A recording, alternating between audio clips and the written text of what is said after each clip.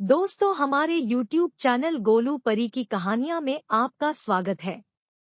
आज हम आपको एक ऐसे कारीगर की कहानी सुनाते हैं जिसने एक सेठ के यहाँ पूरी जिंदगी काम किया, लेकिन अंतिम समय में उसको कैसे अपनी छोटी सी गलती के कारण पछताना पड़ता है।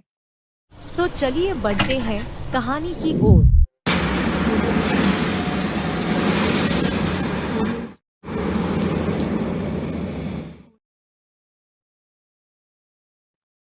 एक बार की बात है, एक सेठ के यहाँ एक कारीगर मकान बनाने का काम करता था। समय के साथ जब कारीगर बूढ़ा हुआ तो कारीगर ने सेठ से कहा कि अब मैं अपने काम से रिटायर होना चाहता हूँ। सेठ ने कुछ सोचा और कारीगर से कहा कि चलो तो फिर जाते जाते एक मकान और बना दो। तो कारीगर ने ऊपरी मन से एक और मकान बनाने के लिए हाँ कर दी। अब कारीगर मकान तो बना रहा था, लेकिन उसका मन काम करने में नहीं लग रहा था, क्योंकि उसने तो पूरी तरह से रिटायरमेंट लेने का सोच लिया था। वो सोच रहा था कि सेठ के यहाँ इतने साल काम किया तो भी जाते जाते कुछ देने के बदले मुझसे काम करवा रहा है। इसी सोच से काम करने के कारण घर भी सही से नहीं बना पा रहा था। आखिरकार उसने घर बनाया, लेकिन वो उतना अच्छा नहीं बना जितना वो पहले बनाता था। काम पूरा करके सेठ के पास गया। सेठ ने पास बुलाया और कहा, तुमने पूरी जिंदगी मेरे लिए बेहतरीन मकान बनाए।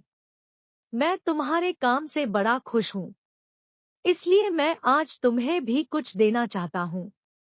तुमसे जो घर आखिर में बनवाया है वो मैंने तुम्हारे लिए ही बनवाया है। इतना कहकर सेठ ने मकान की चाबी कारीगर को दे दी। अब कारीगर मन ही मन में पछता रहा था कि मैंने खुद के घर को ही सही से नहीं बनाया।